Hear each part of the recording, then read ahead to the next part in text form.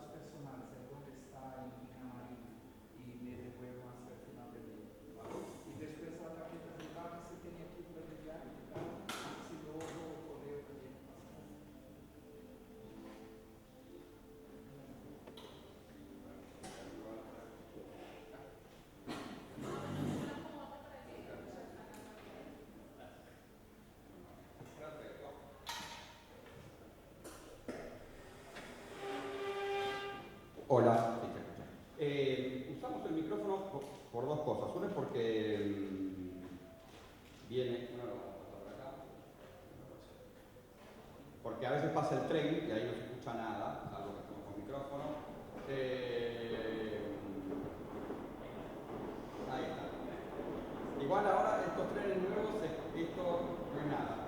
Cuando estaban los trenes anteriores era un serio problema.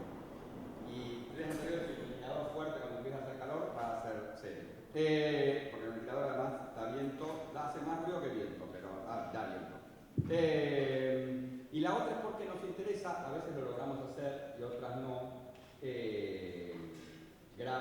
grabar las presentaciones para poder a veces sacar algún resumen de lo que sale. Nunca lo circulamos sin pasárselos antes a ustedes, sin que lo puedan corregir, o inclusive no es que todo lo que dicen acá tiene que quedar ahí. Pero nos interesa porque a veces salen de esto algunas charlas que nos sirven para otros eventos, o también salen, y este es un poco también el objetivo de esta reunión, algunas ideas y propuestas que probablemente después podemos seguir, y eso también nos interesa.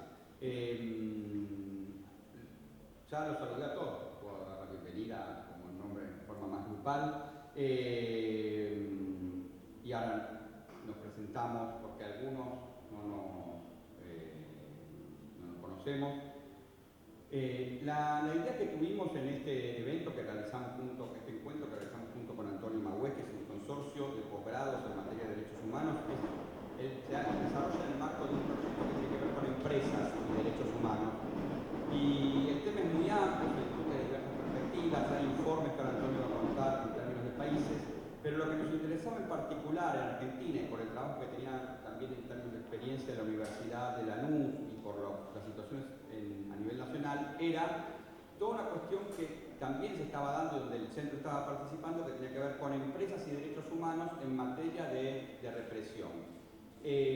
Siempre fue un tema en Argentina cuál es la participación en términos de violaciones de derechos humanos de las empresas. Está llegando Diego Morales, que hizo un trabajo importante sobre este tema con Victoria Basualdo, y Victoria no podía venir porque tiene un evento similar en Flaxo, con su equipo de trabajo.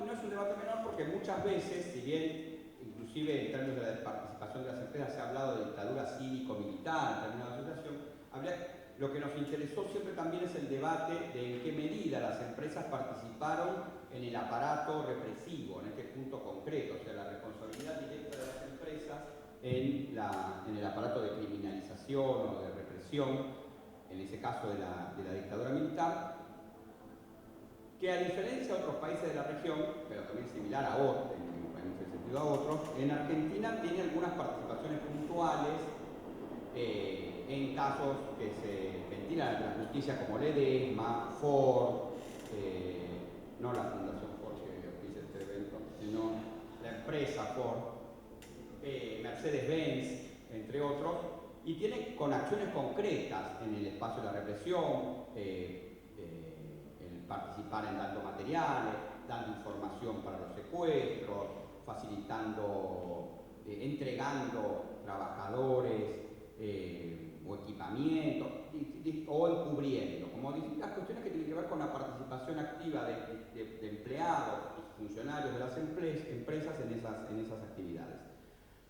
En este caso en particular, sabiendo que en la región había, además del debate sobre las empresas, sobre industrias extractivas, había distintos debates donde se cruzaba la cuestión de represión y empresas privadas en distintos espacios. Ahí nos va a contar Walter, tiene toda una dimensión importantísima en Perú, la cuestión de las empresas y cómo es el tema de la seguridad y la represión de las manifestaciones.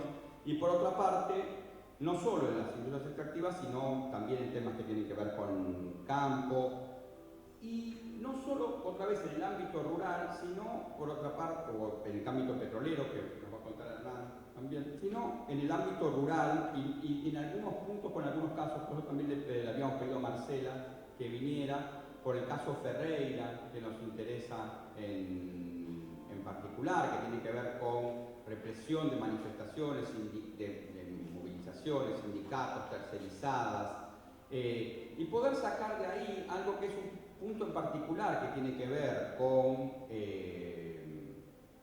esto, que es analizar cuál es esa relación entre manifestaciones, que muchas veces esa movilización social ha sido uno de los actores fundamentales o distintas formas de protesta para el debate sobre la extensión de esas empresas, la represión o criminalización de los referentes sociales, y por otra parte el lugar que tiene en ese juego la empresa privada. Los casos no es que sean casos específicamente elegidos por eso, sino más bien nos interesó que fueran casos donde esos puntos pudieran por ahí extraerse para ver algunos puntos en común y por dónde pasa esa situación. Además de interesarnos en la cuestión general de empresas, derechos, encuadrar eso en la cuestión general de empresas, derechos humanos y protesta social en el marco general de empresas y derechos humanos, y también encuadrarlo en otro marco general que tiene que ver con Estado y represión de la protesta social, y otro marco general que tiene que ver con toda la tradición de defensa de derechos y manifestaciones. Entonces, poder ver qué se puede plantear de ahí. No solo en términos de analizarlo, sino que también nos importa mucho analizar el fenómeno, sino también, y eso lo vamos a ir viendo hacia el segundo panel y hacia el final, pensar cómo se está pensando esto en materia de organismos de derechos humanos, tratados de derechos humanos. Por eso también nos interesó mucho invitar a Diana Vargas del Mecanismo de Prevención de la Tortura de Perú, porque trabaja esto desde un mecanismo generado por sistemas internacionales de control. Es un mecanismo nacional, pero que nace a partir de un tratado internacional, que Diego Morales nos planteara la cuestión de cómo se está debatiendo hoy la cuestión de empresas y de derechos humanos, unas propuestas de cómo se trabajó en términos de defensores de derechos humanos en Brasil, y ver si podemos a partir de eso extraer algunos puntos en común y algunos elementos por donde se está trabajando algunos referentes en derechos humanos, movimientos e investigadores. Y mañana reservarnos más para una cuestión más metodológica. La mayoría de los que estamos acá trabajamos todos en universidades y nos interesaba mucho esta relación entre cómo se investiga, cómo se trabaja, cómo se construye conocimiento en este campo muy particular. Además no es lo mismo que el campo de investigación de los actores públicos, tiene sus diferencias, dificultades, y al mismo tiempo cómo después se construye, se articula con actores públicos o privados en términos de propuestas o luchas políticas en términos de derechos. Y esto es, diría, la reunión. Siendo una cuestión que queríamos explorar, no diría explorar porque hay tradición de esto. Ayer hablamos con algunos integrantes de la universidad sobre si esto tenía que ver con la desaparición, con la muerte de Santiago Maldonado, y se había surgido a partir de eso. Y la verdad que lo que me da es a todos los investigadores que vienen, las investigadoras que vienen, trabajan en estos temas desde antes que sucediera. Y esto implica que hay un patrón de lo que está, y las cuestiones que se pueden ver en términos de represión de manifestaciones siguen características diferentes de los distintos países, distintos territorios, distintas industrias, pero existen una serie de violaciones donde se ubica claramente este caso.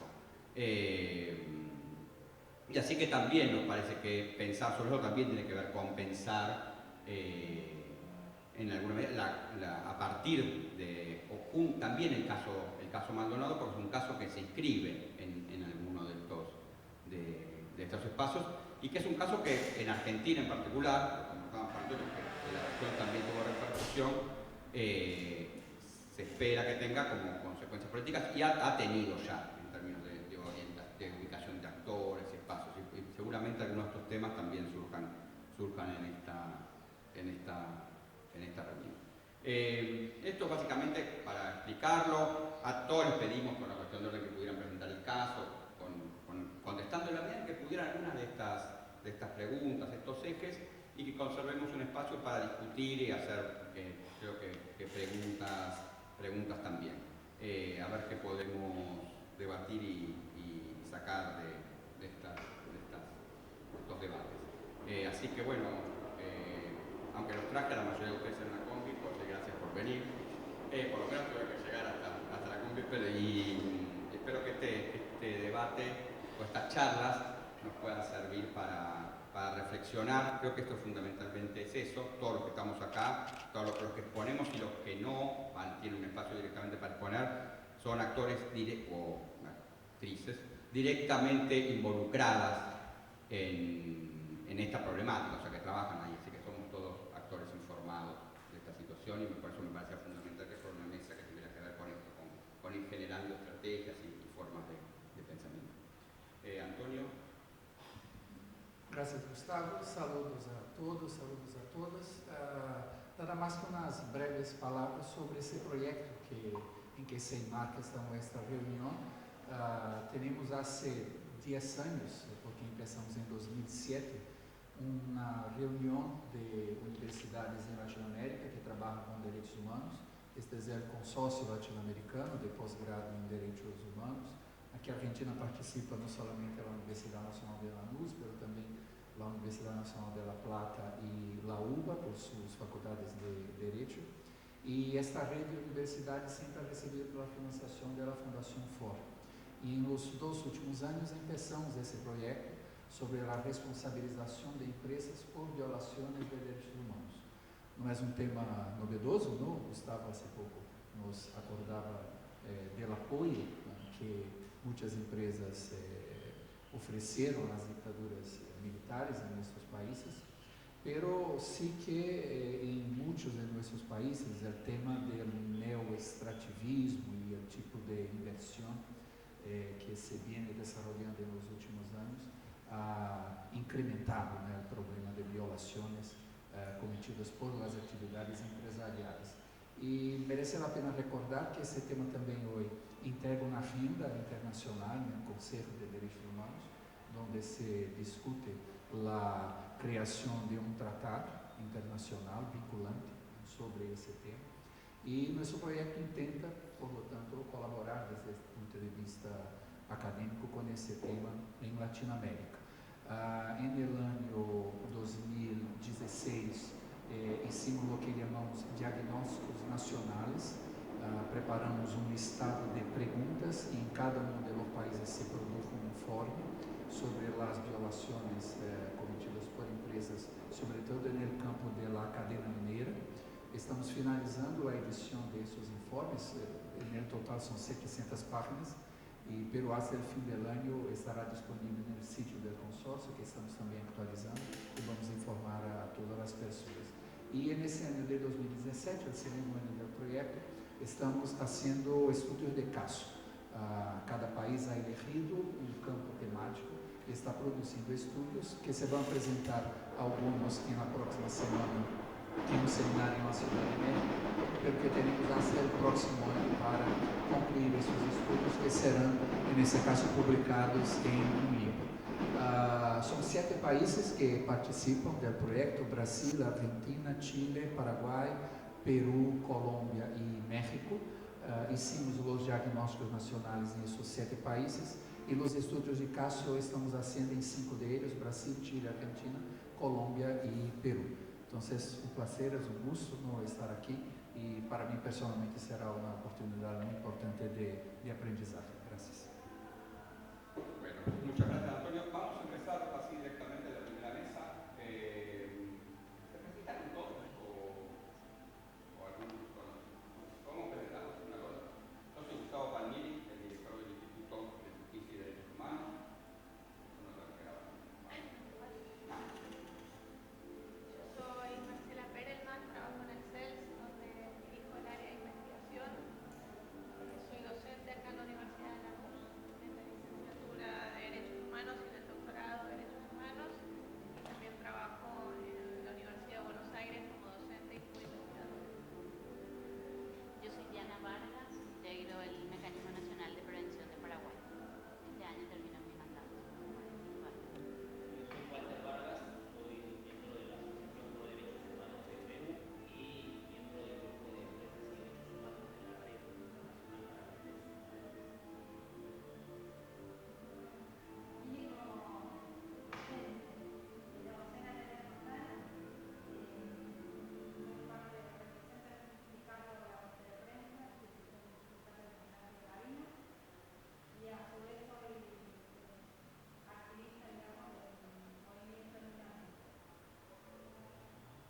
Y una menos. Soy Mario Santucho, de la revista Crisis y de una comisión investigadora de los territorios organizados el año pasado en el Parlamento. Yo también vine como que, pero mi nombre, bueno, y nosotros, la noticia es que nosotros podemos hablar mucho más que digamos, eso es lo que decía tu Luisa. Digamos, pero no, soy abogado, actualmente trabajo en el Ministerio Público Fiscal y durante el ejercicio de la profesión llevé la defensa de muchos temas de violencia institucional y de protesta social. Yo soy Diego Montón, de la Unión de Trabajadores Rurales y Tierra de Mendoza, de la coordinación del Movimiento Nacional Campesino Indígena y, bueno, en la última etapa de mi rol también en la coordinación latinoamericana de la vida campesina. Hola, soy Hernán Schiaffini, soy docente de la Universidad Nacional de la Patagonia y miembro del Observatorio Colectivo de Pueblos Originarios de la UBA. Yo soy Manuel Estufro, del Centro de Estudios Legales y Sociales, coordino ahí el equipo de seguridad y violencia institucional y también soy integrante de la Comisión de Investigación de Violencia Institucional.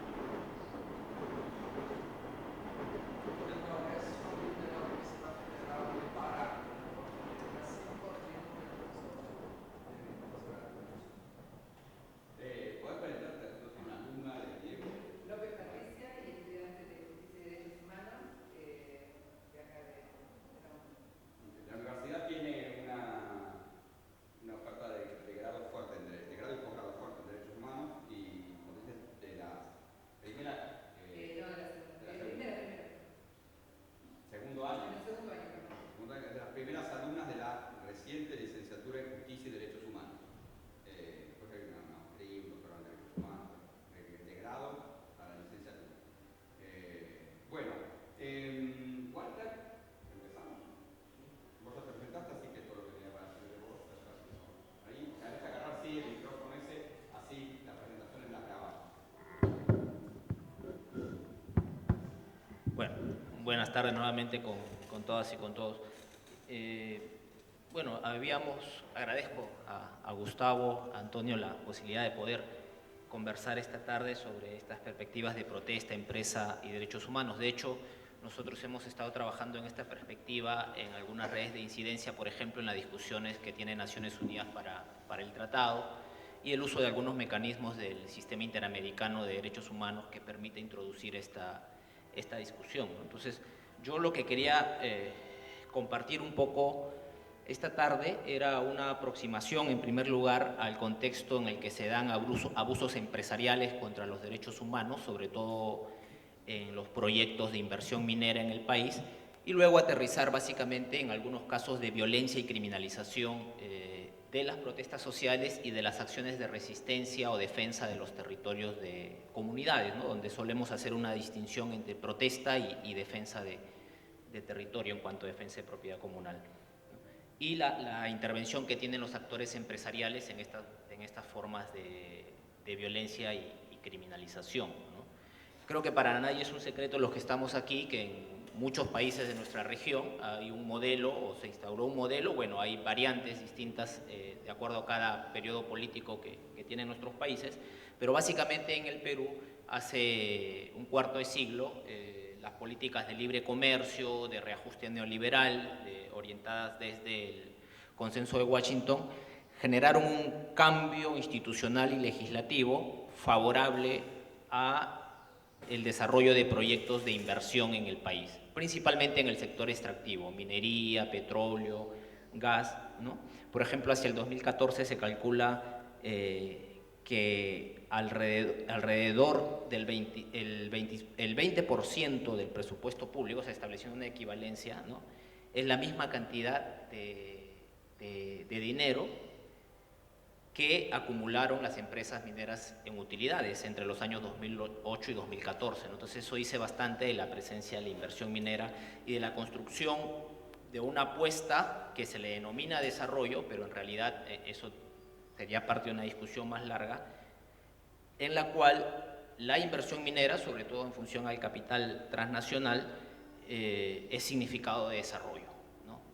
Y la reivindicación de derechos, de muchos derechos postergados, por ejemplo, los mecanismos de participación ciudadana, los derechos de consulta o consentimiento de los pueblos o comunidades en donde se desarrollan estos proyectos, son estigmatizados o colocados en la escena pública por el poder público y el poder privado, incluyendo los medios de comunicación, como una suerte de trabas al desarrollo, ¿no? Es decir, la agenda de derechos aparece en ese sentido en tensión en la agenda con la agenda de desarrollo. Esto, por supuesto, ha generado una serie de tensiones y conflictos sociales en el Perú.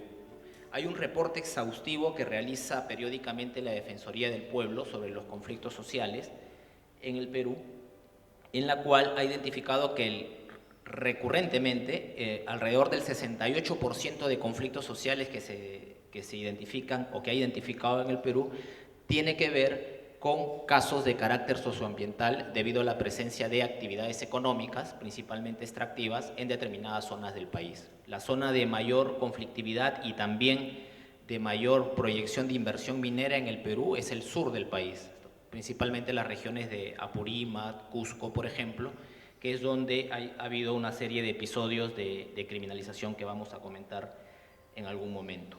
Esto, de alguna manera, también ha sido parte del ejercicio de poder que han realizado las empresas que están siendo beneficiarias de este modelo, ¿no? Es decir, hay una influencia asimétrica, si se quiere, de las empresas interesadas en el desarrollo de este modelo, que tienen inversiones en el país, por generar un marco institucional y legal favorable a estas políticas, ¿no? Y que va desde financiamiento a candidatos, presión mediática para derogar leyes de protección de derechos, puertas giratorias, ¿no? El traslado de funcionarios de empresas privadas a desarrollar puestos claves en la función pública en ministerios como, por ejemplo, Energía y Minas, ¿no? Que es la institución que da las autorizaciones para el desarrollo de la minería, ¿no? Y que llegan incluso hacia prácticas de privatización de la seguridad policial. Entonces, esas asimetrías han colocado esas asimetrías en las garantías de derecho. La inversión minera se garantiza por encima de los derechos. Incluso en la Constitución hay un artículo que señala la preferencia o la opción de que el Estado pueda firmar contratos ley que no pueden ser revisados legislativamente, ¿no? O sea, coloca la categoría de bien constitucional los contratos de inversión, y esto ha tenido unos temas también de deliberación importante en la vía judicial, ¿no? Entonces, la respuesta que ha tenido el Estado, influenciado también por esta por este poder corporativo ha sido el de adecuar la legislación, una serie de tipos penales, ¿no?, para dar respuesta por medio del derecho penal al descontento social, a las protestas sociales, a las acciones colectivas de resistencia en los territorios comunales, ¿no? Y estas modificaciones legales van desde la ampliación de los tipos penales. Se ha ampliado, por ejemplo, el tipo penal de extorsión, que es un delito de contenido básicamente patrimonial. Ahora también, de acuerdo a una nueva definición legal, operada por una reforma legal en el país, puede también abarcar actos de protesta social, ¿no?, en la medida que se entiende que también serían presiones frente a una autoridad constituida para obtener una ventaja por parte de un grupo de personas, ¿no? Entonces, muchas causas e investigaciones fiscales en las acciones de protesta social están abriéndose sobre el tipo de extorsión, ¿no? También con el incremento de las penas respecto a las movilizaciones o acciones de protesta que tienen que ver con la interrupción de las vías públicas. Antes, estamos hablando de hace como 15 años, cuando empieza toda esta escalada de violencia legal contra la protesta social, las acciones de interrupción de las vías públicas o eran consideradas meros faltas, o en los casos más graves tenían solamente penas que no eran efectivas, ¿no? Hoy en día estamos hablando de penas que, de acuerdo al derecho nacional, sí son efectivas, que son superiores a los 4 años, pero sobre todo también se habilita uno de los requisitos para la prisión preventiva, ¿no? Entonces, esto, además de una serie de facultades que se le da a la fuerza pública para poder reprimir en condiciones de impunidad, ¿no? Mayor participación de las Fuerzas Armadas, por ejemplo, en el control del orden público, mediante estados de emergencia que no reúnen condiciones de ser dictaminados, pero también con normas que autorizan la participación de las Fuerzas Armadas en colaboración con la Policía Nacional en el cuidado del orden público, expresamente para casos de conflictos y grupos sociales movilizados, ¿no?, que es el decreto legislativo 1095. Eso, de alguna manera, la arquitectura legal que se viene usando para la represión de la protesta, y en la cual las empresas tienen un nivel de uso y participación. Y en esto me quiero referir, en primer lugar, a la presión y estigmatización que ejerce el poder corporativo en el país, principalmente los representantes de las empresas mineras, en estigmatizar a las poblaciones y comunidades que se oponen o cuestionan, porque no necesariamente piden la cancelación de un proyecto minero, sino la renegociación de las condiciones en que operan a sus actividades, ¿no? Entonces, hay una fuerte tendencia que ha colocado la idea de que los que protestan son antimineros, incluso les han llamado a un sector de empresarios y de la prensa terrorismo antiminero, ¿no? Es decir, que quieren boicotear el modelo económico, ¿no? Y ha habido una estigmatización de sus derechos, ¿no? Declaraciones como que no existen muchas comunidades indígenas en el Perú, o en alguna ocasión un representante de la CONFIEP, de la Confederación de Empresas del Perú, señalaba de que hoy en día en el Perú cualquier persona se pone una pluma en la cabeza y ya quiere que se le consulte, se le realice el derecho a consulta. Entonces, hay todo un marco de negación de derechos, pero además de colocar en el blanco de la opinión pública de forma negativa a quienes participan de protestas sociales en crítica a la actividad minera. En segundo lugar, por el lado de la violencia y la represión física contra las personas y comunidades que protestan, en el Perú hay una práctica recurrente de contratos o convenios entre empresas mineras en zonas de conflictos sociales y la Policía Nacional. Y esto, está autorizado legalmente que las empresas o sectores privados puedan firmar convenios o contratos con la policía para que pueda recibir de esta servicios de seguridad, ¿no?, a cambio de una contraprestación o de apoyo logístico que le pueda dar la empresa a la policía, ¿no? Y que la policía además realiza, al tratarse de un convenio institucional, con sus implementos de función, ¿no?, de servicio público. Y esta es una práctica a la que recurren en zonas donde se desarrollan conflictos mineros, es decir, los cuerpos policiales brindan servicios privados a las empresas en estas zonas de conflictos. Sobre todo hemos identificado algunas en el sur andino, y a la vez es esta misma Policía Nacional la que tiene que cuidar el orden público en un conflicto, una protesta o algún acto de cuestionamiento público o manifestación frente a las empresas, ¿no? Hemos tenido dos casos muy puntuales, en Cusco uno y en Apurímac. Uno es en la empresa Glencore, en la provincia de Espinar, en Cusco, donde la detención de manifestantes de una protesta que buscaba reconfigurar o restablecer un convenio de operación de las actividades mineras en la zona, la detención de las personas que estaban manifestándose se realizó por la policía, pero no fueron trasladados a una dependencia pública, sino fueron trasladados a la caseta que había implementado la empresa en el campamento minero para las operaciones, convenio de seguridad privada que tenían, ¿no? Es decir, fueron llevados ahí, retenidos a la fuerza, incluso se sembraron, decimos sembrar cuando se colocan pruebas indebidamente, ¿no? Sembraron pruebas o colocaron indebidamente supuestas pruebas de que las personas tenían artefactos explosivos u otro tipo de municiones, que luego todo eso se ha ido desbaratando, ¿no?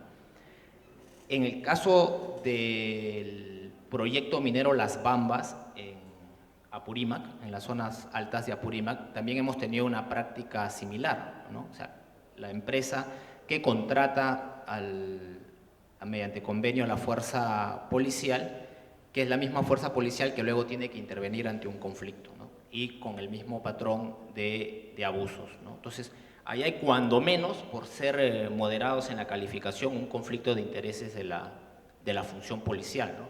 Y es una de las herramientas que usa la empresa para promover el actuar represivo de la policía, pero además para, digamos, ponerla de su lado, ¿no? Cuando están los intereses también remunerativos y de ingresos de la policía en ese juego de poderes. Y un tercer aspecto tiene que ver con la promoción de acciones legales de parte de las empresas mineras que tienden a abrir investigaciones, procesos judiciales a líderes indígenas, a defensores de derechos humanos, ¿no? Si uno empieza a revisar los cuadros de quienes promovieron ciertas acciones de denuncias fiscales, por ejemplo, aparecen sostenidamente que las empresas son las que imputan delitos como por ejemplo el delito de extorsión del que acabamos de hablar, daños a la propiedad, ¿no? Curiosamente esto es una discusión también porque, claro, se imputa daños al patrimonio, pero las comunidades también reclaman de que están operando sin su consentimiento en su propiedad, más bien, ¿no? La propiedad comunal, ¿no? Y por lo tanto, esto es una diferenciación que nosotros queremos hacer.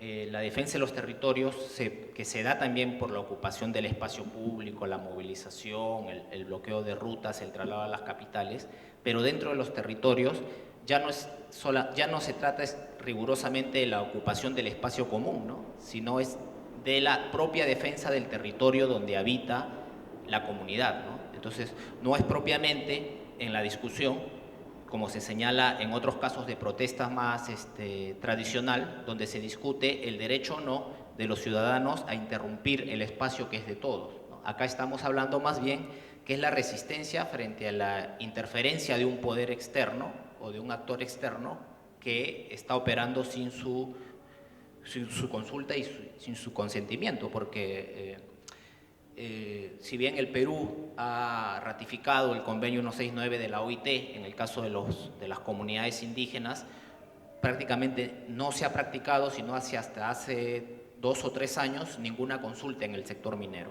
Y las que han empezado a realizarse hace 3 años han sido ya sobre etapas avanzadas de los proyectos. Entonces, obviamente también hay una tensión que se mantiene y entra en discusión, ¿no?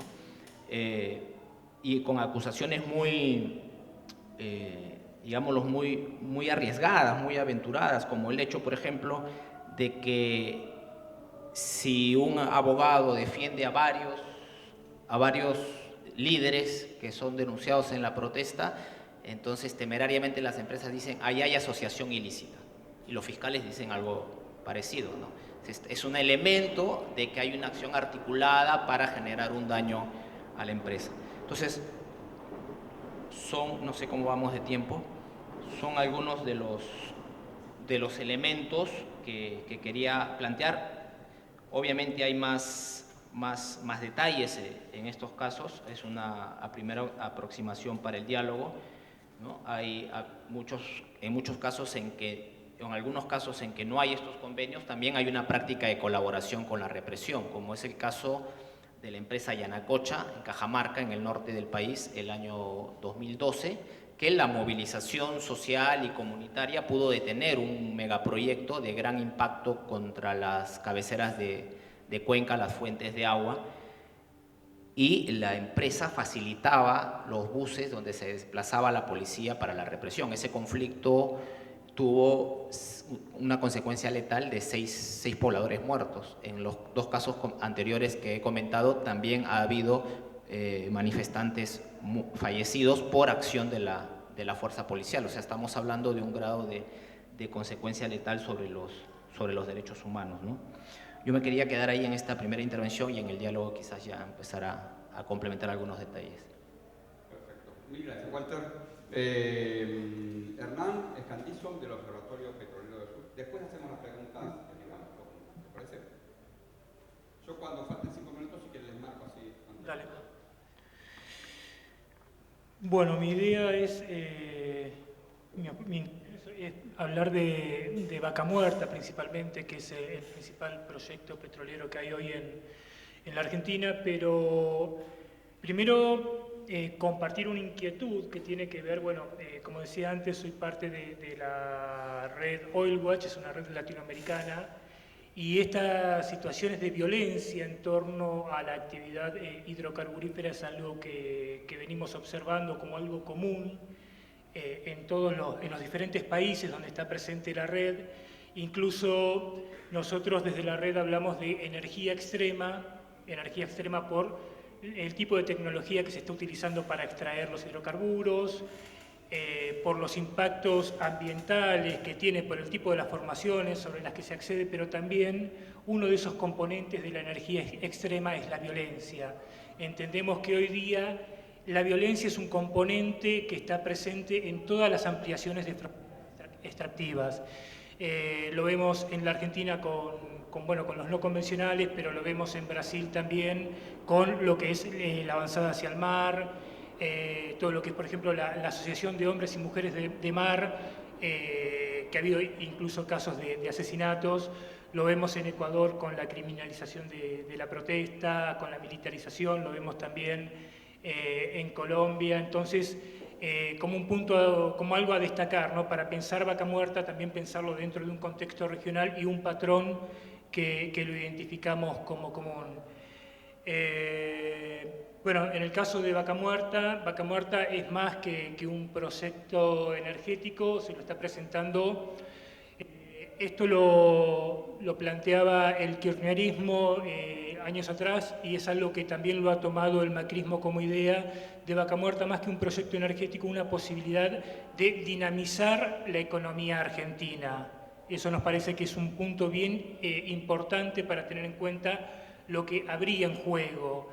Y bueno, y esta Vaca Muerta que no despega, no solamente tiene que ver con la caída del precio del crudo y la recomposición, porque ha habido toda una transferencia de renta hacia el sector petrolero para garantizarle las ganancias que se pretenden. Se está avanzando en obra pública, en infraestructura, para reducir los tiempos de traslado de mercadería e insumos y de personas para que puedan reducir los costos de producción. Tienen estabilidad fiscal. Tienen precarización laboral, han firmado la adenda para reformar los convenios colectivos de trabajo, y tienen un sindicato petrolero disciplinado que hace que esa adenda se cumpla y que no se creen mayores problemas en los yacimientos, más allá de escaramuzas que tienen más que ver con disputas internas del sindicato que con disputas hacia las empresas. El principal problema que hoy se está planteando, o que están planteando las petroleras, y lo ha planteado YPF, pero también lo está planteando la Cámara de Empresas Productoras de Hidrocarburos, es la conflictividad social. Están condicionando la inversión a reducir la conflictividad social. Este es un caso que nos parece, es un punto que nos parece a destacar en un contexto como en el que estamos viviendo hoy, con esta tendencia a la criminalización de la protesta, y bueno, y sobre todo concentrada en la demanda mapuche, ¿no? Porque cuando las petroleras están hablando de conflictividad social, ¿a qué se están refiriendo?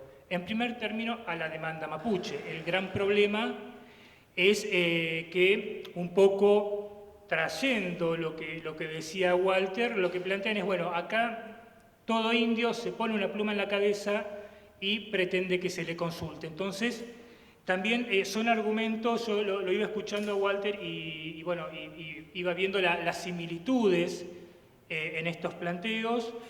Está, por un lado, decía, la demanda territorial mapuche, están los reclamos de familias campesinas, por ahí esto ya con mayor debilidad, porque son grupos más aislados, no hay un planteo colectivo. Tal vez la CTA apoya a algunas familias campesinas, pero no es algo con una proyección comunitaria como la de los mapuches.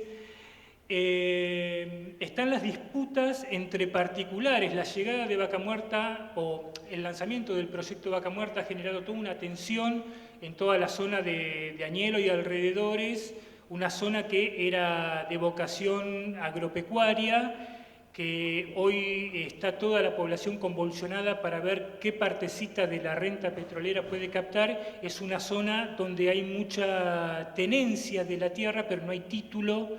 Entonces empiezan las disputas entre vecinos para ver qué tierra le pertenece a cada uno y a partir de esa porción negociar con las petroleras y poder acceder a servidumbre u otro tipo de arreglos. Esas son violencias que están bien presentes y que hacen a la conflictividad que se va dando y que entre vecinos ha desatado situaciones de violencia bien compleja, donde en ámbitos rurales, donde la aportación de armas de fuego es algo bastante habitual, esto da enfrentamientos a tiros.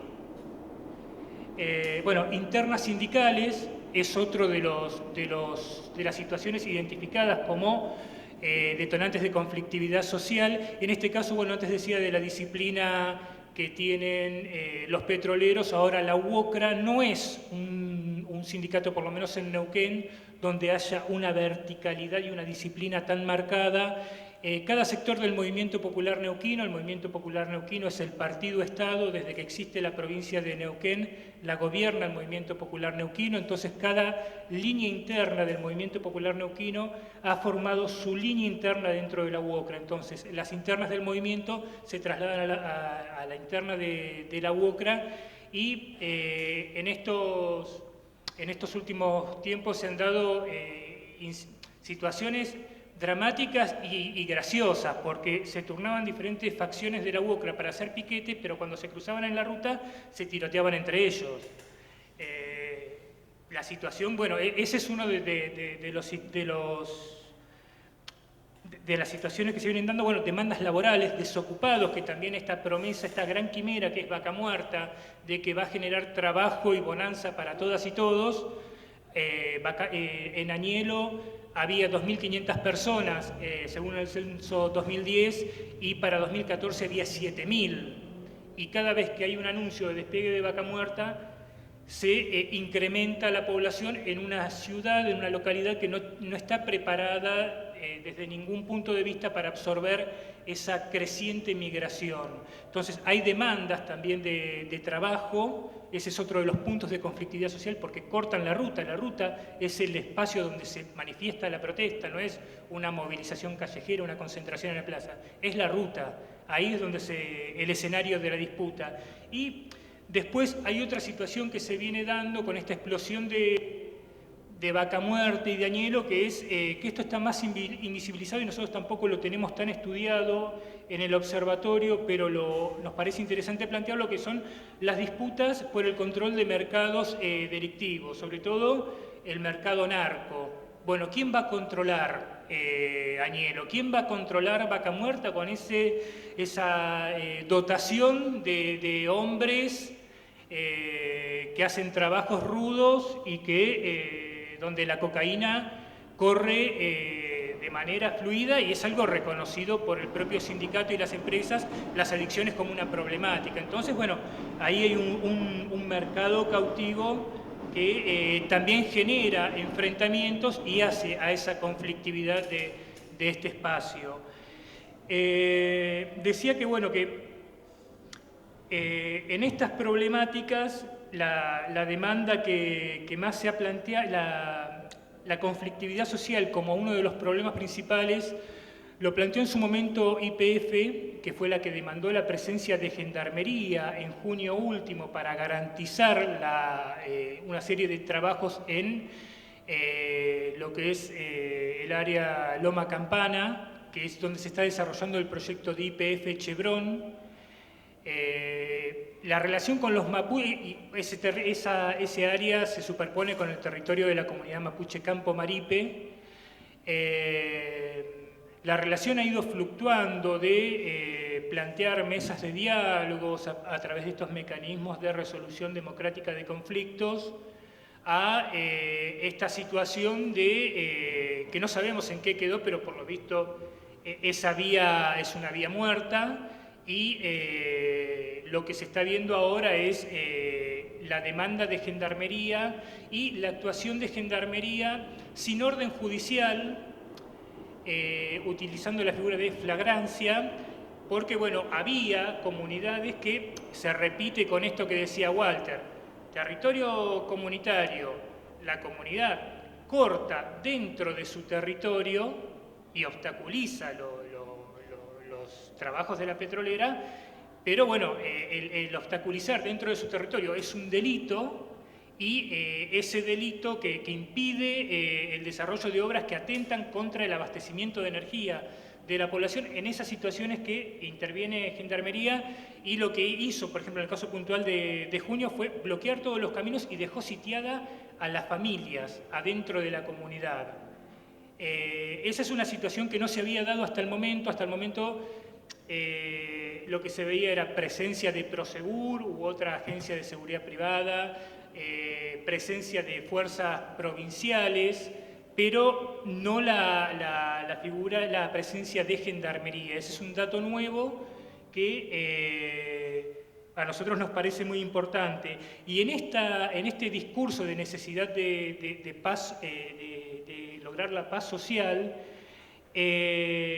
y de los mapuches como uno de los principales puntos de la conflictividad, se articula, o por lo menos nosotros entendemos que se articula muy bien con el discurso que se viene promoviendo desde la sociedad rural, desde las diferentes entidades de sociedad rural de Patagonia.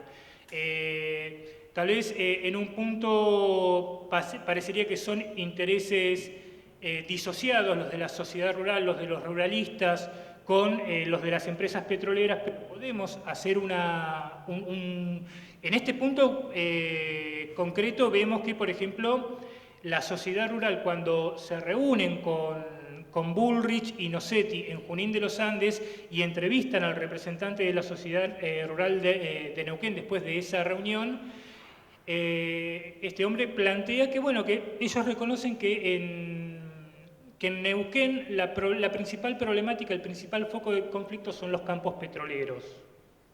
Entonces, esta criminalización que hacen de la demanda mapuche también la orientan hacia los mapuches que están en los campos petroleros. Pero si nos vamos un poco más atrás en el tiempo, también vamos a encontrar en el caso de Neuquén, en 2008, cuando se crea la Asociación de Defensa de la Ley, que es una asociación de terratenientes, algunos políticos del MPN, algunos políticos de lo que era en su momento Recrear, que hoy es Cambiemos, por ejemplo, Pechi Quiroga, que es el intendente de Neuquén y es el mayor exponente de Cambiemos en la provincia de Neuquén.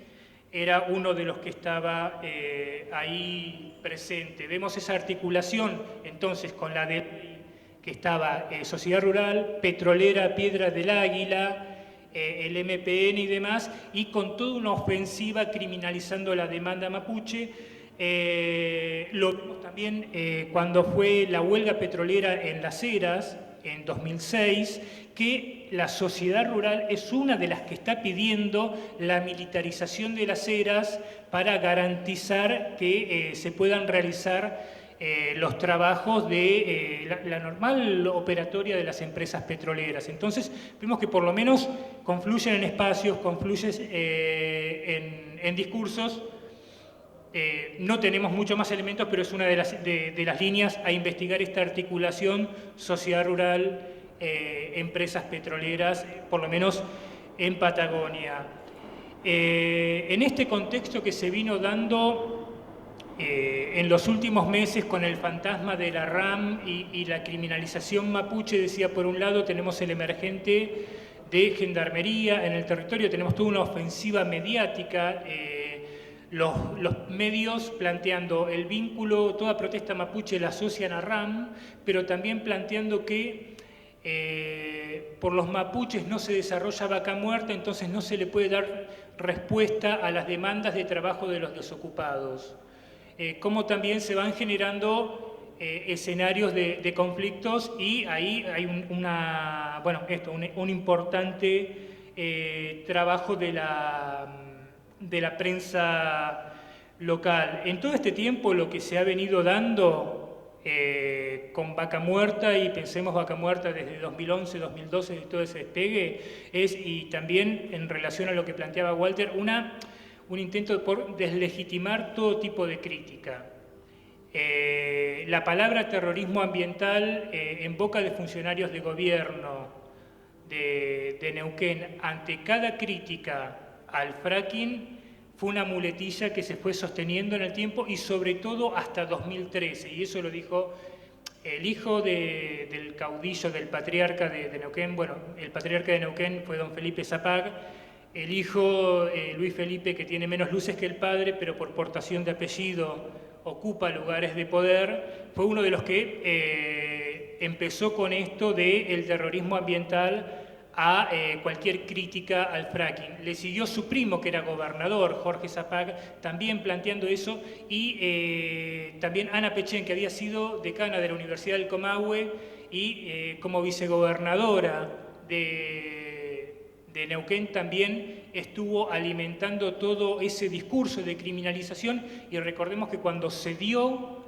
el acuerdo, se avaló el acuerdo YPF-Chevron para desarrollar Vaca Muerta en Neuquén, hubo como 5 horas de represión, hubo heridos de bala. Cuando la legislatura estaba ratificando eso, se dio en un contexto de represión, y en ese momento también se quemaron viviendas de la comunidad Campo Maripe, que es la comunidad donde se está desarrollando Vaca Muerta. Brevemente señalar algunos actores y cierro. Este es un pequeño raconto de lo que está pasando hoy o de los últimos 5 años. Tenemos conflictividades desde fines de la década del 90 hasta la actualidad, a partir de demandas territoriales y conflictos con petroleras, y los actores van cambiando. Bueno, desde Policía Provincial, Agencia de Seguridad Privada, patota del Sindicato de la Construcción, personas no identificadas, patotas vinculadas a una empresa petrolera que entran a una comunidad y agreden, y hay heridos de bala. Es decir, punteros del MPN con patotas. Ha habido diferentes actores que han ido cambiando a través del tiempo, y la constante que se da es que cada vez que se incrementan este tipo de ataques en sus diferentes manifestaciones, tiene que ver con alzas del precio del crudo o del gas. Entonces hay mayores inversiones, y lo que se intenta garantizar es la paz social, ¿no? Terminar con la conflictividad, porque al haber mayor actividad en los yacimientos, hay mayor resistencia de las comunidades a ese avance de la frontera extractiva. Entonces, en esos procesos de alza de las inversiones, de alza del precio del gas y del precio del crudo, que se ve mayor actividad de las petroleras en los yacimientos, y incremento de la movilidad, de la movilización mapuche, bueno, se dan todas estas situaciones con sus diferentes variables a través de los años.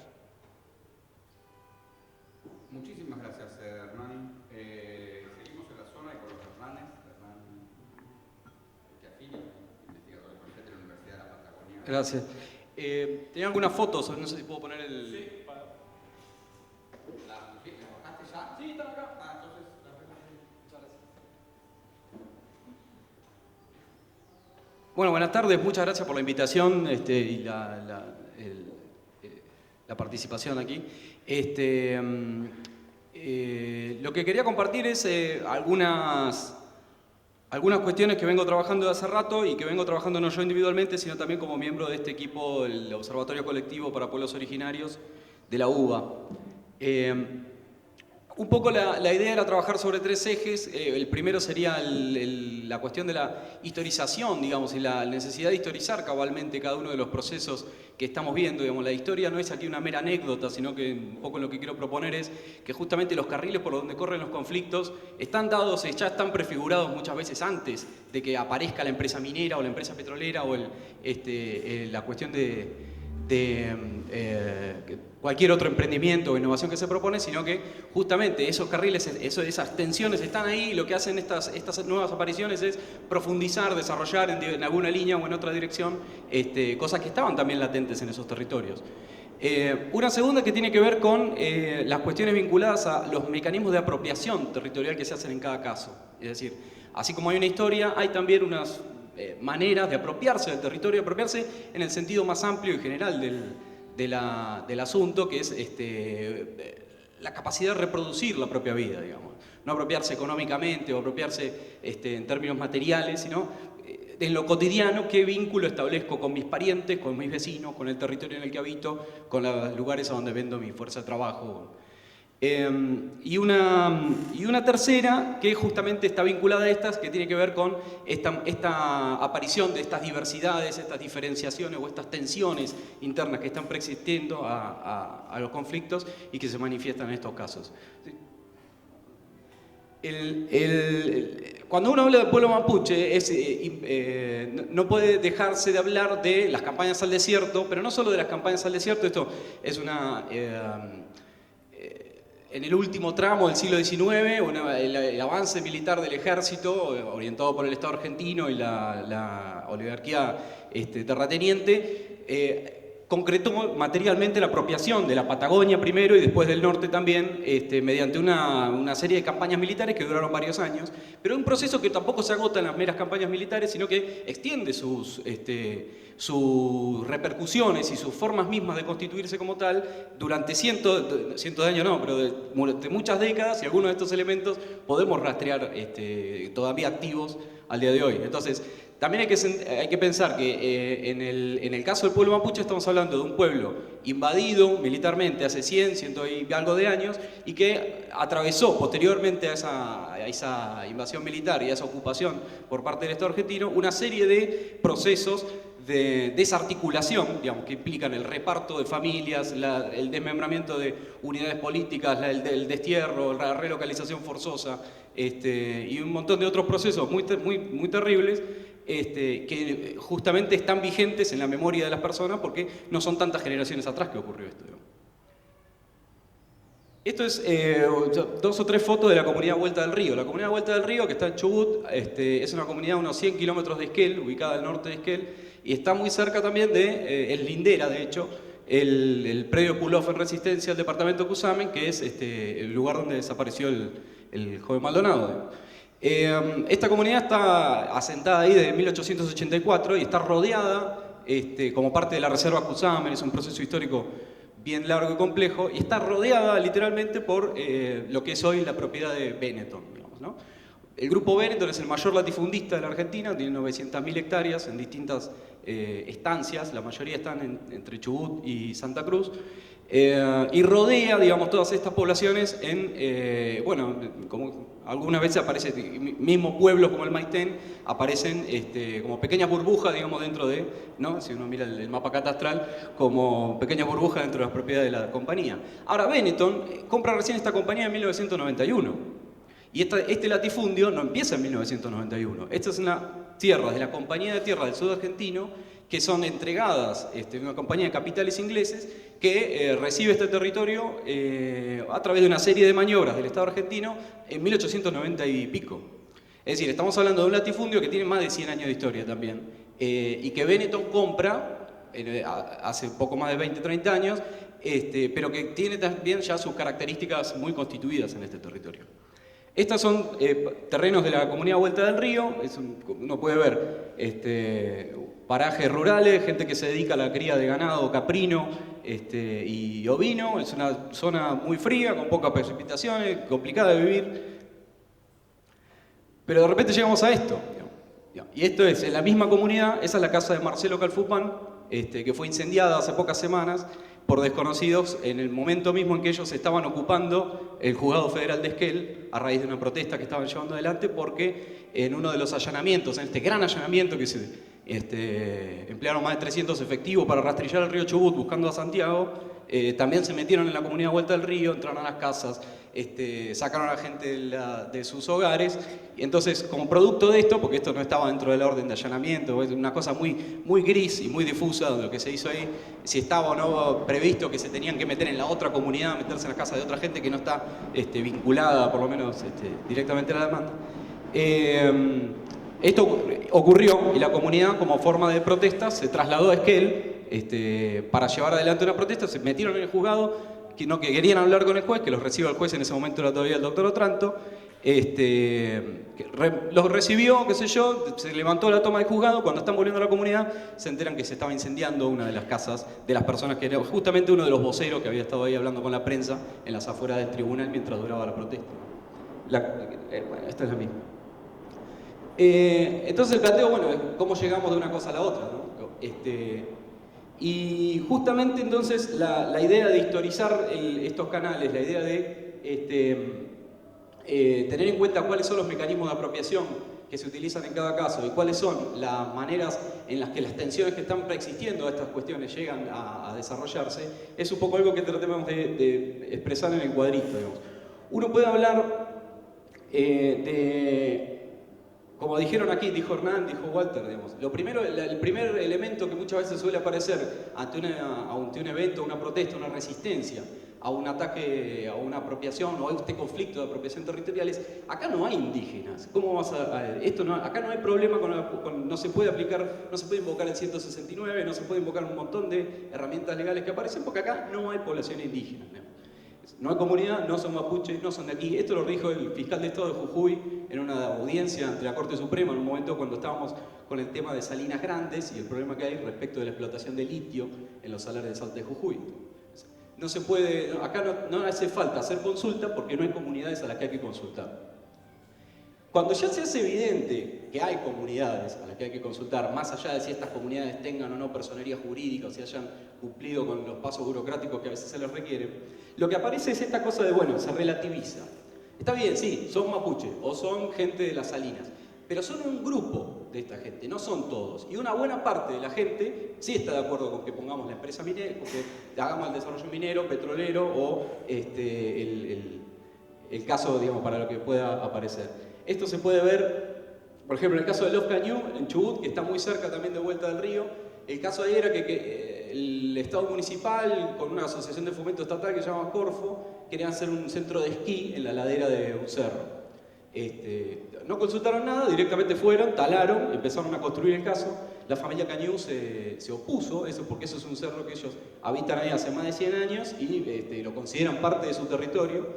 No se les consultó jamás nada. Entonces ellos se opusieron. Ahora, hay otros vecinos que hacían también uso común de ese espacio que no se opusieron, que tenían muchas expectativas puestas también en este desarrollo, en este emprendimiento turístico que se estaba proponiendo. Entonces, sobre la base de esta diferencia de actitudes o diferencia de criterios, el municipio de Maitén, la provincia, los fiscales, etcétera, etcétera, se montan para decir, bueno, está bien, son todos mapuches, pero acá hay una parte que quiere y otra parte que no quiere.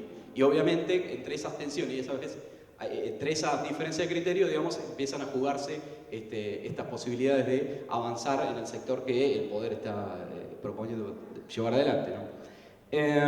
Esto lo podemos ver en una enorme cantidad O esta idea de que los verdaderos mapuche o que los verdaderos indígenas no llevan adelante este tipo de maniobras de protesta, no cortan rutas, no hacen no tienen este tipo de actitudes. Los verdaderos son gente tranquila, pasiva, trabajadora, que quiere desarrollarse.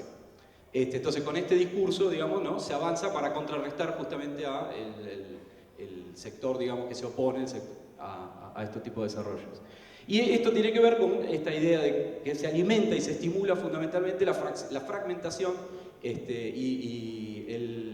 las rupturas internas, digamos, de la comunidad. Por eso yo decía, muchas veces estas rupturas que están presentes, estas tensiones que están presentes en estos ámbitos, de manera, pero que se pueden manejar en el ámbito de la comunidad, en el territorio local, igualmente se sostienen, porque son vecinos que están enemistados por ahí hace un montón, o que tienen una disputa respecto de si tal cuadro le corresponde a su familia o le corresponde a la otra. Pero bueno, se puede cohabitar, se puede coexistir y estas tensiones se manejan.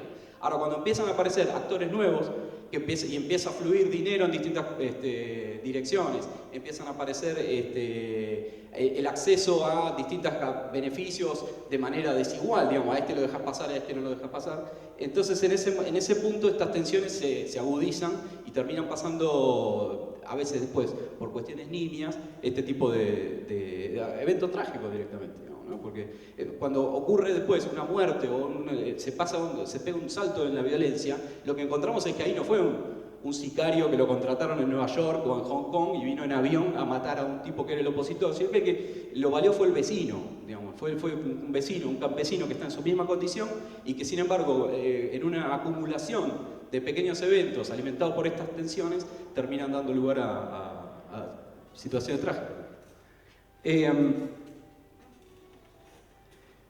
Otra herramienta que uno puede ver muy bien es los procesos de judicialización y la manera dispar en que avanzan las denuncias judiciales en un caso o en el otro. Digamos, cuando se denuncia a una comunidad o se denuncia, esas denuncias suelen tener un trámite muy rápido y muchas veces avanzan sin siquiera que la comunidad sea notificada de lo que le está pasando.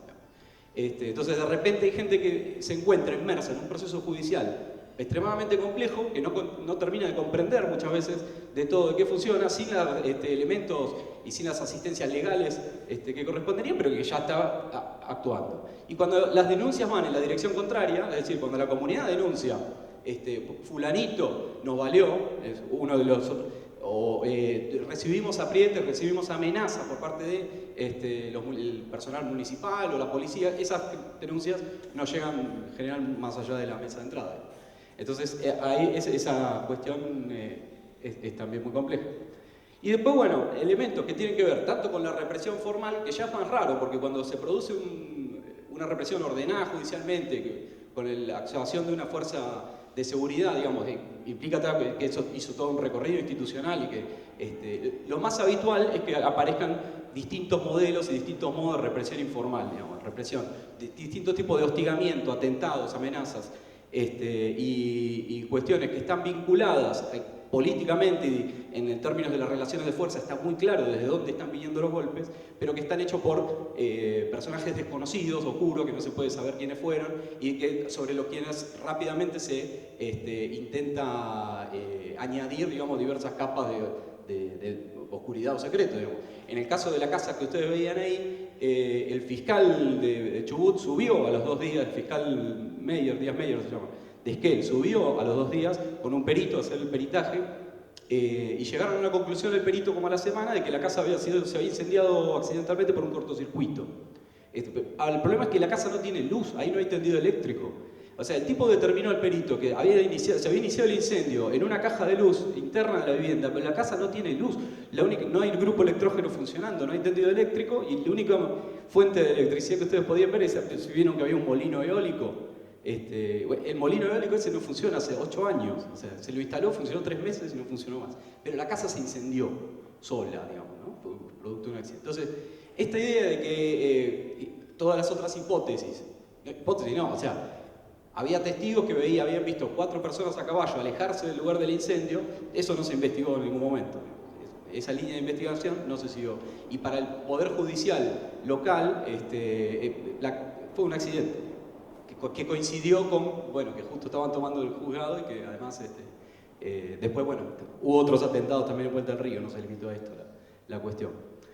Entonces, para cerrar, digamos, esta idea de recuperar los elementos históricos, de evaluar de qué manera entran en contradicción las formas de apropiación territorial que tiene esta comunidad, por ejemplo, con la minería, con el latifundio que lo rodea, o con los diversos emprendimientos que se le proponen constantemente y que la comunidad resiste, por hablar del caso de Vuelta al Río, pero podríamos hablar de cualquier otro, de muchos otros, y el trabajar o el tener en cuenta esta situación con las tensiones y las rupturas internas, que a veces no son rupturas, son nada más diferencias, tensiones, diversidades de posicionamientos políticos o de actitudes que existen dentro de las comunidades, porque ninguna comunidad es un bloque donde todo el mundo está de acuerdo con todo y todo lo que se hace, sino que siempre están estas disputas, estas tensiones, y hay peronistas y radicales dentro de las comunidades también. Entonces, estas cosas, tenerlas en cuenta al momento de que cuando llega la empresa minera, el hotel de 5 estrellas, la empresa petrolera,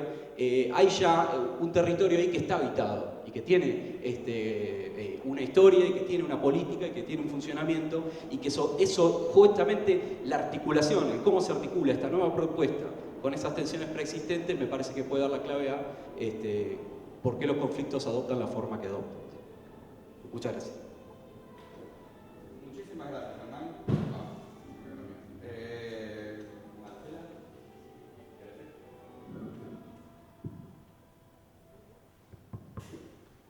Hola.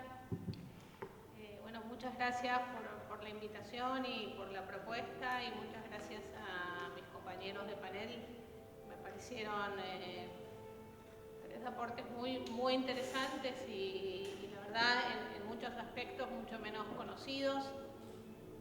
Y me parece que es un punto de partida especialmente interesante porque en los aportes de Walter, de Hernán y de Hernán hay una explicación estructural de la violencia que me parece un salto hacia adelante, digamos, para la comprensión y para el análisis, de poder encontrar la especificidad de ciertas formas de violencia en los modelos específicos de producción y en las disputas estructurales que hay, digamos, detrás y por debajo de cada conflicto. Y creo que esto ya es una introducción, digamos, a una mirada de derechos humanos. Nosotros, por lo que son nuestras herramientas, muchas veces hemos intervenido de algunas maneras sobre los emergentes de violencia y trabajado con otras herramientas y en otros tiempos sobre lo que nosotros llamamos la conflictividad de fondo. Y creemos que hay un desafío, son discusiones profundas también, en poder entender la especificidad de la violencia, no en forma, digamos, deslindada de las formas de las contradicciones estructurales y las tensiones que existen de acuerdo a los modelos de producción y las disputas de renta que hay en diferentes ámbitos. Así que esta cuestión, digamos, sitúa la discusión en un lugar especialmente interesante. Decía, voy a hacer una intervención desde la mirada de lo que es el trabajo desde un organismo de derechos humanos. Como decía antes, yo trabajo en el CELS y trabajo en el CELS desde 2001, así que gran parte de la discusión, digamos, de protesta del CELS la integré. Entonces, y de ahí que llegamos a algunas de estas discusiones. Mucho de este recorrido fue con Gustavo, fue con Diego, fue con Manuel, así que tiene todo el sentido, digamos, para mí este espacio. Y pensaba en este triángulo un poco novedoso para los planteos, que es protesta social, empresas y derechos humanos. Ilumina, digamos, un área de problemas de una forma distinta, es un recorte diferente. La historia, digamos, de nuestro trabajo en protesta de derechos humanos trabajó sobre todo sobre las coordenadas de protesta social y violencia institucional, tomando una parte muy menor de lo que es la agenda de protesta social, o sea, no lo que son un menor acercamiento a lo que son los movimientos sociales, y un acento mucho mayor en lo que es la acción colectiva de protesta, el corte de rutas de calle, digamos, el momento del concreto de la protesta social. Y de esa agenda de violencia institucional, que sí trabajamos más integralmente y en situaciones más diversas, en los que es la especificidad de los operativos para los contextos de protesta social. Entonces, en esta combinación, digamos, se fue construyendo la agenda de intervención, de litigio, de investigación de derechos humanos en protestas sociales. Digamos, esa zona de la represión y de la no represión de la protesta, porque también hemos tenido interés en otras formas de intervención estatal en las protestas sociales. Dentro de lo que es esta cuestión no lo tomamos linealmente como policía y manifestantes, sino que es un área de problemas más amplia en la que podríamos decir que es policía, protesta y política. Ese fue el triángulo principal en el que trabajamos, entendiendo que en protesta social lo que hace la policía tiene una conducción y un componente político muy fuerte, más que en otras áreas de intervención policial. Y a ese triángulo, a través de distintos casos, fuimos sumándole algunas constelaciones de actores que en algunos casos tienen mayor y menor preponderancia, como pueden ser los servicios de inteligencia, el rol de la justicia, y el rol de la justicia, digamos, agitando los conflictos o controlándolos, criminalizándolos, trayendo justicia o impunidad. Digamos, la justicia modela los conflictos en distintos momentos de distintas formas y así lo hemos trabajado. La cuestión de los servicios de inteligencia, la cuestión de los medios también le hemos incorporado dentro de esta constelación, digamos, con distinto énfasis en torno de las cuestiones principales de protesta, policía y política. La cuestión de las empresas se sostuvo en general en un lugar más secundario para nosotros en ese análisis. En algunos casos sí apareció como un actor destinatario de los reclamos, cuando el reclamo era dirigido a las empresas, sobre todo en cuestiones relativas al petróleo, en territorios petroleros, pero también en Capital Federal, cuando las manifestaciones son en las estaciones de servicio, cuando son con Shell, cuando son con YPF, cuando el reclamo se dirige a la empresa, la forma en la que nosotros entendemos que debía ser canalizado ese conflicto, esas demandas, eran particulares. Ahí quedaba la empresa como interlocutor y destinatario de algunas demandas y reclamos. Pero, sin duda, la cuestión de las empresas en relación con los derechos humanos empezó a aparecer en la agenda de distintas maneras, ya sea de la mano de la agenda de empresas y dictadura, que fue creciendo, pero también en torno de distintos casos. No solo empresas, sino actores no estatales en forma más amplia, pero específicamente también empresas. Como las coordenadas de nuestro trabajo en protesta social habían articulado preponderantemente, como decía, protesta y violencia institucional, en realidad este proceso en el que los actores no estatales y las empresas empiezan a tener más peso también atraviesa la discusión, digamos, la agenda de violencia institucional en términos más amplios.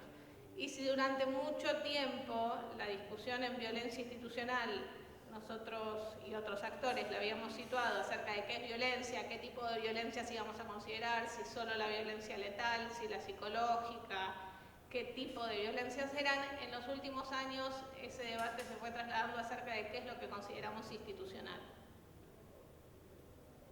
poniendo un énfasis no solo en la naturaleza, digamos, de las acciones, sino especialmente en quiénes son los agentes de la violencia.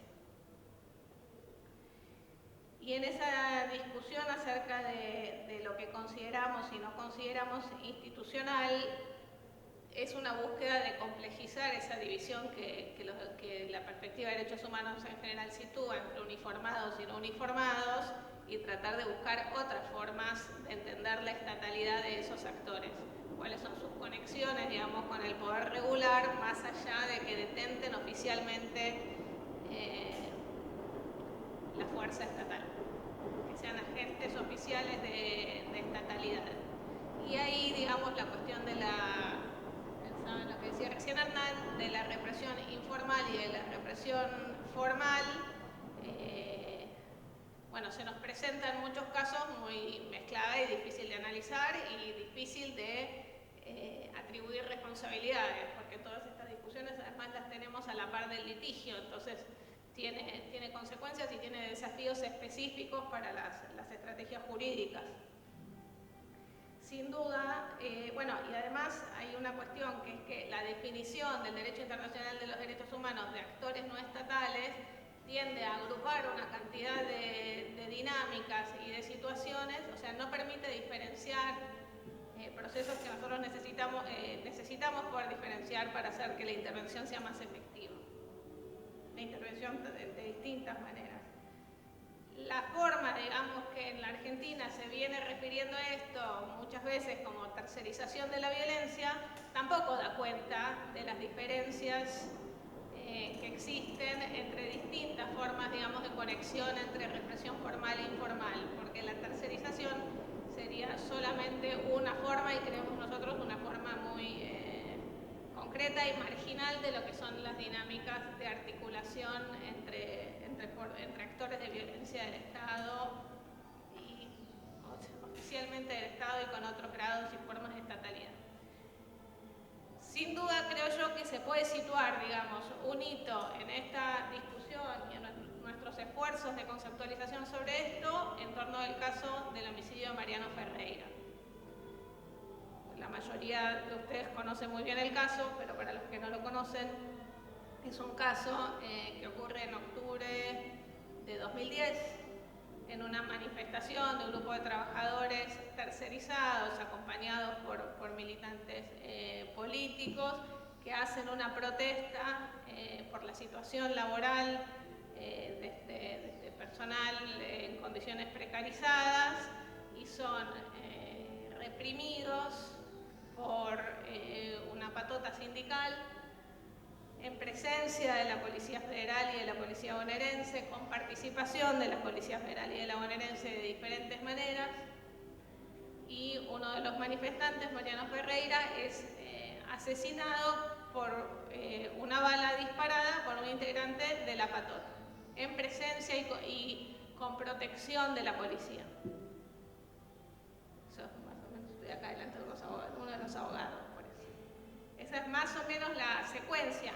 El hecho de que Mariano no haya sido asesinado por una bala policial en ningún momento impidió que el caso sea entendido como un caso de derechos humanos, que el caso sea entendido dentro de la serie histórica de casos de represión de la protesta social, ni que haya sido entendido como un caso de violencia institucional. Sin embargo, en la dinámica de los hechos hay una cantidad de complejidades que son otras que las del 19 y 20 de diciembre, que las de la masacre de Avellaneda. Bueno, así que... y la justicia además también lo entendió así. No entendió, por ejemplo, que la intervención de la policía era, como se dice desde el sentido común y se sostiene muchas veces, omisiva o que liberó la zona. La justicia también entendió que hubo una responsabilidad activa necesaria de la policía para que los hechos tuvieran ese resultado y para que ese homicidio pudiera ocurrir. Así que esta complejidad también atravesó el proceso judicial. Pero esto implicaba, digamos, dentro de los problemas que el caso presenta, uno de ellos es pensar cuál es, digamos, la participación de la bonaerense y especialmente de la Policía Federal en la sucesión de hechos, siendo que no fueron ellos los que dispararon esa bala letal, pero que al mismo tiempo lo posibilitaron. Por otro lado, el otro problema que existe es pensar cuál es el lugar de esa patota, cuál es el lugar de esa patota en relación con el poder, en relación con el Estado.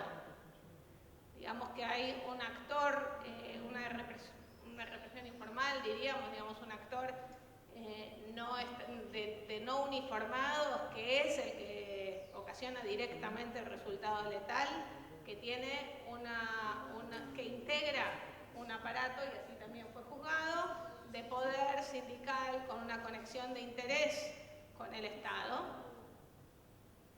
Por lo tanto, no puede ser considerado que es un grupo de particulares. Y por otro lado, hay una policía con una intervención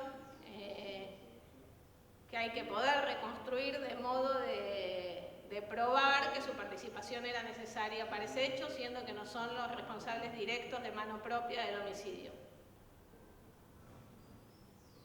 Esto atravesó para nosotros muchísimas discusiones, digamos que lo que se presentó como obvio desde el principio, que es que era un caso de derechos humanos y de violencia institucional, cuando hay que reconstruirlo, cuando hay que intervenir, cuando hay que probarlo, nos implicó una cantidad de desafíos particulares. Bueno, hay mucho para analizar, digamos, no lo voy a hacer por una cuestión de tiempo, de la cuestión pero me parece que valdría la pena en algún momento, de las formas específicas en las que participaron en forma conjunta la policía y la patota en la ejecución de este hecho de violencia. En la cacería, en el hecho de habilitar el avance de la patota, en el hecho de proteger el repliegue de la patota, de impedir que hubiera una respuesta por parte de los manifestantes. O sea, hay una cantidad de matices y particularidades en la dinámica entre los distintos agentes de violencia.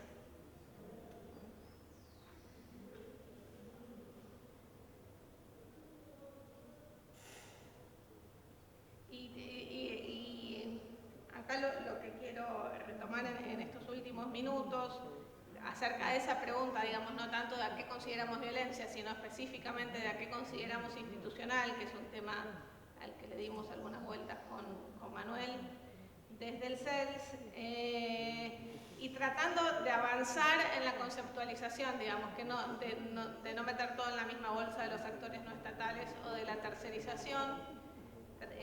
Pensamos que esta forma, digamos, de intervención de la policía en el caso de Mariano Ferreira es una intervención indirecta pero activa. Hay que evitar que esas formas indirectas sean presentadas simplemente como omisivas.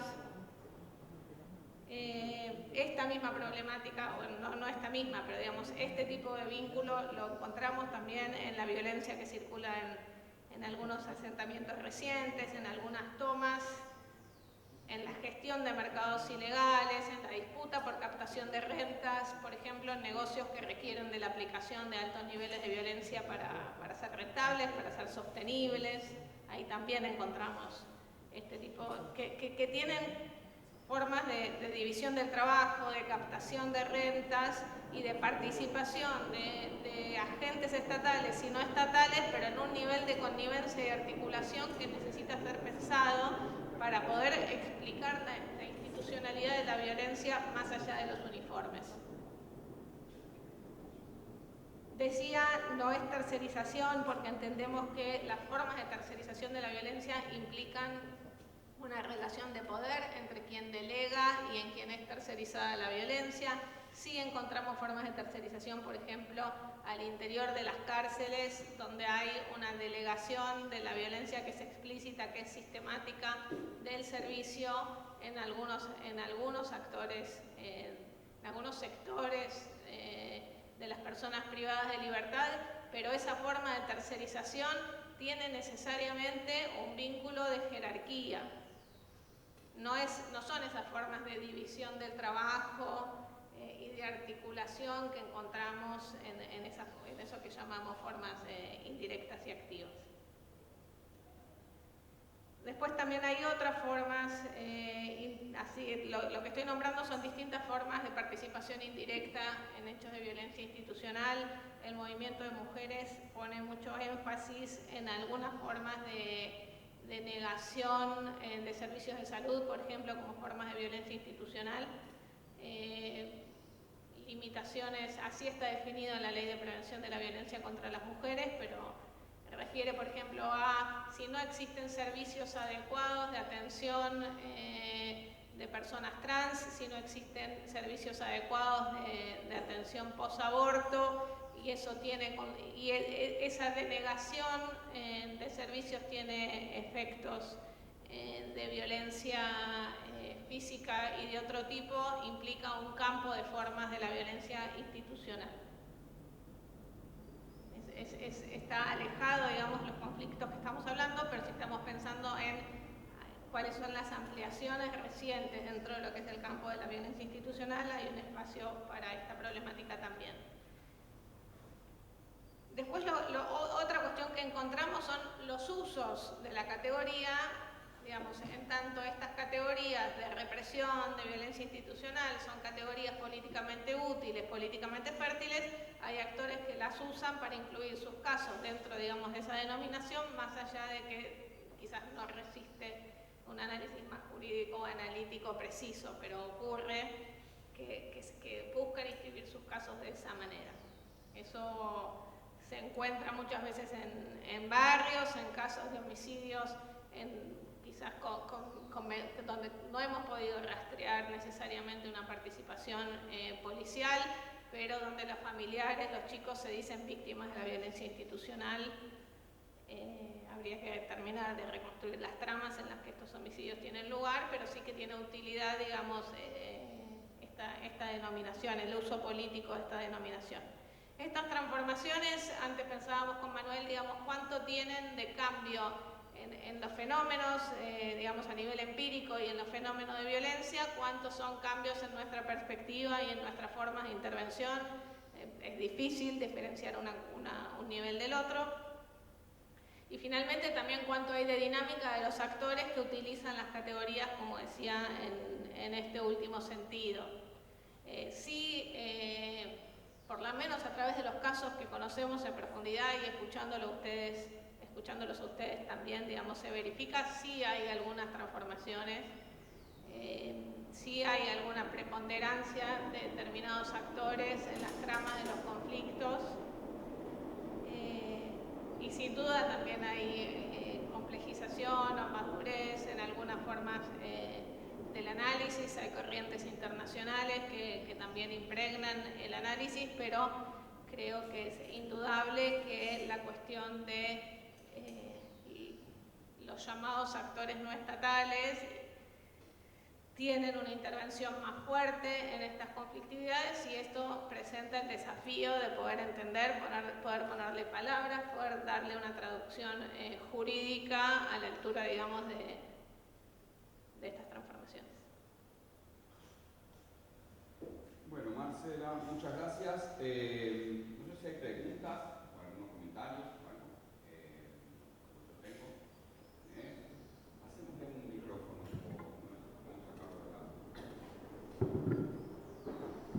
No, en realidad un comentario, digamos, en particular, digamos, por mi experiencia, digamos, en el tema de protesta social, sí, voy a hablar, te dije que iba a hablar, digamos, vengo del litigio esencialmente contra el Estado, ¿no? Digamos, la experiencia de lo que es protesta social, cuando me recibí allá por el 96 hasta el 2010, 2011, sé que el Estado en Argentina ocupó la centralidad del sujeto a reclamar y a la vez la centralidad del sujeto que decidía reprimir o no ese reclamo.